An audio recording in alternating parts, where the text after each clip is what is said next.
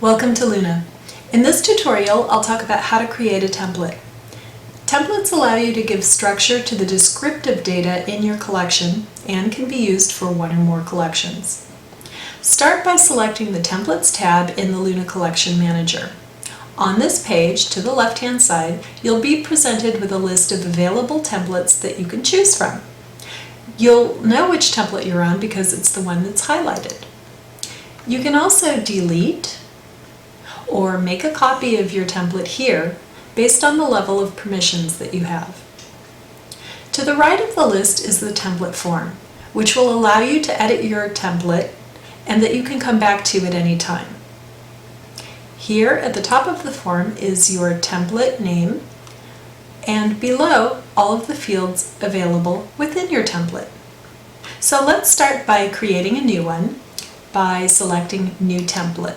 This will open up a window, and we'll first want to give our template a name. Optionally, you can give your template a description, and once you're finished filling this form out, you'll hit OK. Now this will open up a brand new template so you can start adding fields to it. Again, up at the top, you'll see your template name displayed, and by default, file name is the first field that's available. Now, typically file name is used to link your data records to your media items. It's up to you whether or not you want to keep this field here, but for our purposes today, we'll go ahead and keep it. Now, I'd like to show you when you select a field, over here to the right, you'll see a window open up that allows you to select several properties for your field. Up at the top is a box where you will type in your display name, and below that is where you'll select your field type, whether it's text or a number field. You also have the option to select a text box type, and those options are single, expanding, or autocomplete. To make this field a required field, you would check the box, and you can also set a character limit on your field. So for example, we'll set the minimum to 4 characters and the maximum to 10.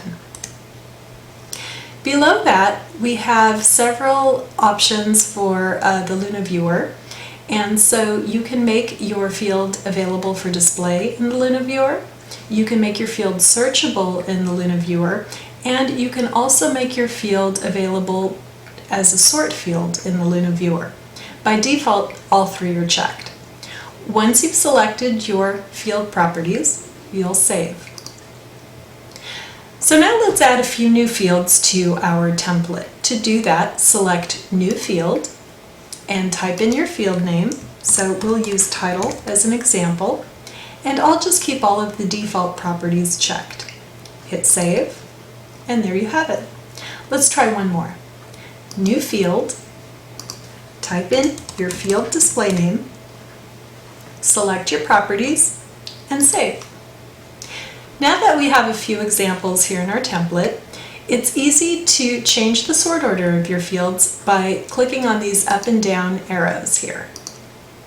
And if you want to remove a field at any time from your template, you can just click on the trash can icon, and it will be removed. If you have repeating fields, you can make use of the field group feature. For example, if you have multiple data values associated with a single field, creating a field group will allow you to display a field multiple times. So to do this, you'll want to select New Field Group to give your field group a name, and we'll use subjects as an example, and save. So to add a field or several fields to your field group, we'll first select the field group in this list, and then we'll select New Field. And we'll go ahead and give it a display name and set the properties just as you would any other field. Name it Subject, Save, and there you go. You have a field within your field group, and this will now be a repeating field. You can add as many fields to your template as you like, and you can come back to edit your template at any time. Thanks for joining me. Make sure to check out the rest of our video tutorials to learn more about the many features of Luna.